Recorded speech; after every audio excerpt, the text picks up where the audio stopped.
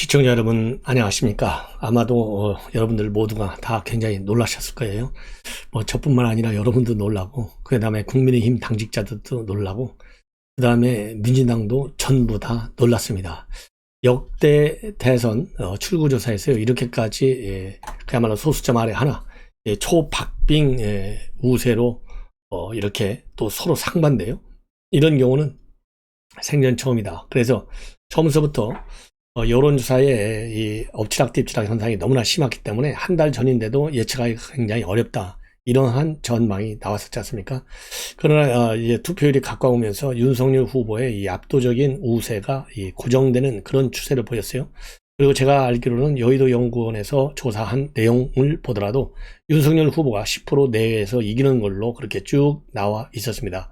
그렇기 때문에요, 오늘 국민의힘이 받은 충격은 그 어느 때보다도 크고, 그래서 출구조사가 발표가 되고 나서 바로 이준석 대표도 자리를 뜨고, 또 이 권영세 의원도 자리를 뜬 것으로, 그래서 처음에는요 굉장히 좀 그나마 다행이어서 좀 환호하는 분위기였었는데, 이 JTBC가 완전히 찬물을 끼워 얹었어요. 자, 여러분들 이 JTBC 보도, 글로벌 리서치에 의뢰해서 한 보도인데요. 글쎄요, JTBC가 항상 글로벌 리서치에 의뢰하는데 별로 신뢰성이 없는, 좀 친여 성향이 강한 데죠. 그래서 JTBC 보도를 보면 이재명 48.4고요. 윤석열이 47.7이에요. 근데 이게 지상파 3사로 넘어가면 사람 이름이 똑같은 숫자에 바뀝니다. 즉 이재명이가 JTBC에서 48.4를 받았는데 지상파 3사에서는요, 윤석열 후보가 48.4를 받았어요. 그리고 JTBC에서 윤 후보가 받았던 47.7보다 0.1이 높은 이 47.8을 지상파에서는 이재명 후보가 받았습니다. 그래서 여당에서는요, 이렇게 딱 되니까 이 굉장히 환호하는 모습이었고, 또 이 송영길 대표의 경우에는 눈물까지도 흘렸다고 그래요. 그리고 야당은 좋아하다가 갑자기 또 정적으로 흐르는 이러한 심각한 상황의 분위기의 변화가 있었습니다. 자, 그래서 이 내용을 이제 전반적으로 쭉 말씀을 드리는데, 지금 그 이후에 나오는 보도를 쭉 보면 말이죠, 본래 8% 정도 우리 윤석열 후보가 방송 3사에서도 이기는 걸로 그렇게 나왔다고 합니다. 이 김용태 전 의원이 그렇게 밝혔어요. 언론에 나와서 김용태 의원이 MBC 개표 방송에 출연을 가지고 본래 3사, 지상파 3사 방송 조사를 보면 윤석열 후보가 48.4, 그 다음에 최종적으로는 47.8인데요. 이거는 이제 보정을 해서 그런 것이고, 보정을 하지 않았을 때는요, 윤석열 후보가 8.8% 높게 나왔다는 겁니다. 근데 이제 이 사전투표율이 워낙 높았기 때문에 사전투표에서 이재명 후보가 유리할 것이다 라고 생각해서 결국은 보정을 해가지고 하다 보니까 0.6% 차이로 윤석열 후보가 이기는 걸로 아슬아슬 이런 결과가 나왔다, 이렇게 되어 있어요. 자, 그러면 이제 지금 여러 여론 조사 업체들이 말이죠, 블랙아웃 됐을 때, 즉 선거가 3월 9일 오늘이었잖아요. 어제하고 그제 7일하고 8일날 조사한 내용들이 나와요. 여론조사 업체 이제 가장 큰 데가 갤럽, 리얼미터, 아주 유력한 데죠.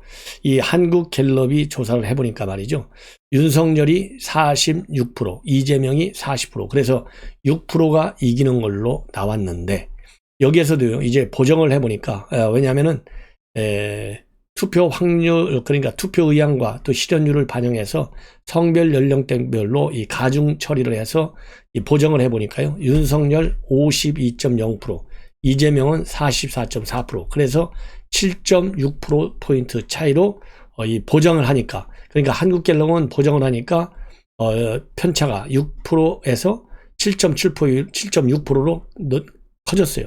근데 지상파 3사에서는 거꾸로 8.8포인트로 보정하지 않았을 때는 더 굉장히 컸는데, 보정하고 나니까 0.6%로 줄어들었어요.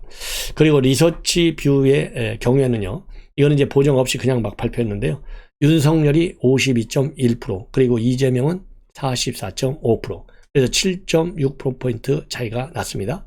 그리고 리얼미터의 경우에는요, 윤석열이 50.2, 이재명 47.1. 그래서 3.1%포인트 차이가 났어요.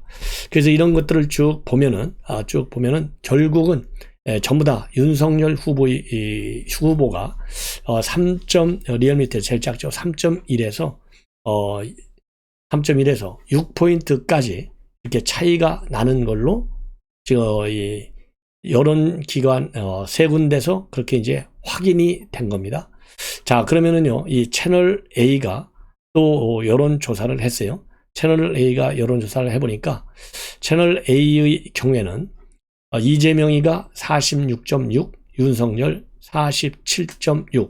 그래서 채널 A의 경우에도요, 윤석열 후보는 1% 차이로 초박빙으로 우세한 것으로 채널 A는 항상 리서치에 의뢰를 합니다.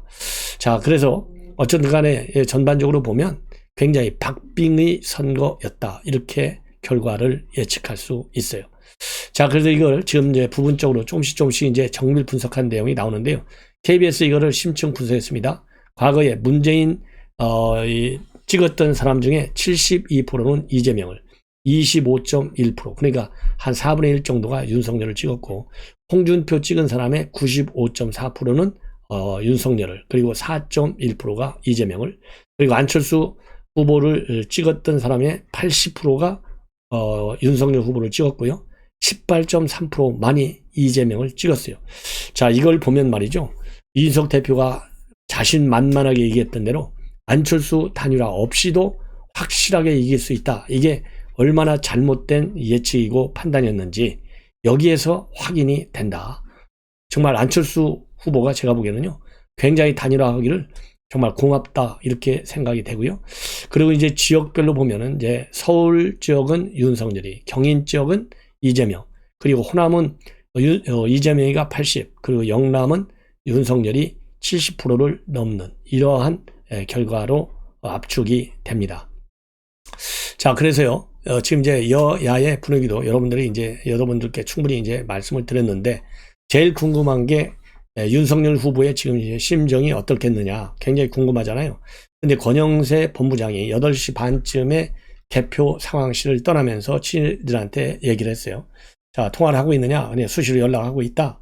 뭐라고 하더냐? 후보가. 그러니까 담담하다. 어쨌든 의미 있는 지상파 출구 조사에서 우리가 생각했던 것보다는 격차가 좀 작지만 그래도 이긴 것으로 나왔으니까 담담하다. 이렇게 얘기를 했다는 겁니다.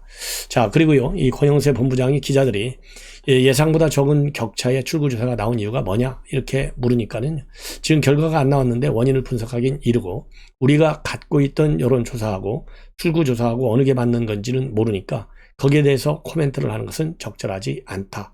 이렇게 입장을 발표했습니다.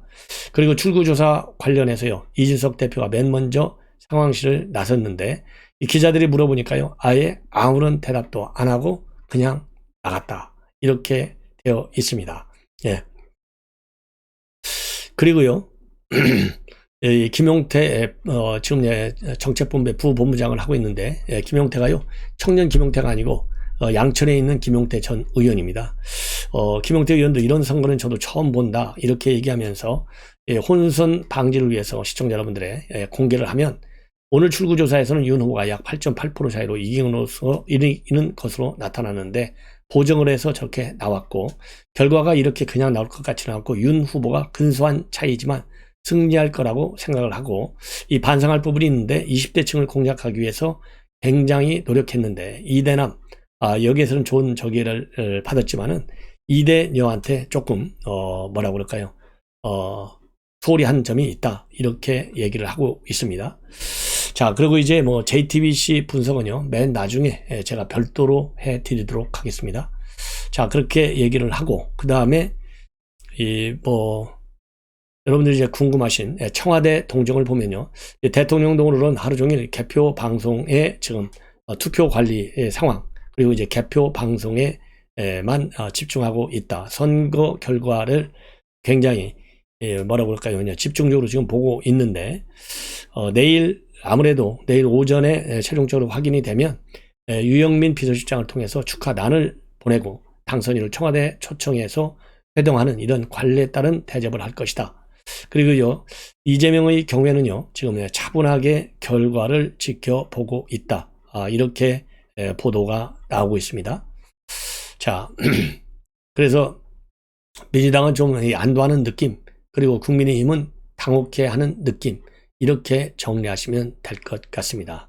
그리고 이낙연 후보는요, 굉장히 고분해 있고 기대를 갖고 개표 상황을 지켜보겠다. 이러한 입장을 지금 언론에 밝히고 있습니다. 그리고요, 또 이제 여러분들께서 궁금해 하시는 것 중에 하나가, 지금 진중권 이 교수가 한 얘기를 보면요, 본인도 이렇게 예상하지 못했는데 캠프 분위기를 보면 국민의힘 분위기가 좀 들떠있고 민주당의 경우에는 좀 가라앉고 굉장히 조심스러웠다. 그래서 이 진중권 교수의 경우에는요, 4.5포인트 정도 차이로 윤 후보의 우세를 예상했는데 까보니까 0.6포인트라서 6포인트라서 굉장히 놀랬다. 이러한 반응을 보이고 있습니다. 그래서 또 이대남과 이대녀, 이대녀는요, 이재명 쪽에 58%, 이대 남은 윤석열 후보 쪽에 58.7%. 그래서 20대 표심이 지금 완전히 갈려져 있고 4050은 이재명, 6070은 윤석열. 그래서 20대가 지금 완전히 지금 갈라져 있는 그러한 분위기로 되어 있습니다. 그리고 이 JTBC 분석을 보면요, 지금 2030에 집중적으로 지금 분석을 했는데요. 출구조사 결과 2030에서 윤석열 후보는요, 20에서는 43.8, 그리고 30에서는 45.2를 받은 것으로 그렇게 지금 나와 있습니다. 그리고 40대의 경우는 이재명 후보가 64.2, 50대도 이재명 후보는 54.6, 그리고 윤석열 후보는 60대에서 61.6, 그리고 70대에서 65.7. 그래서요, 60대 이상을 제외하고는 이재명 후보가 높은 그러한 지지를 받은 것으로 그렇게 되어 있고요. 그 다음에 JTBC의 경우에는 남성 유권자의 49.5%가 윤석열, 여성 유권자의 49.6%는 이재명. 그래서 성별로도 세대별로도 완전히 대한민국이 지금 쪼개져 있는 상황입니다. 네.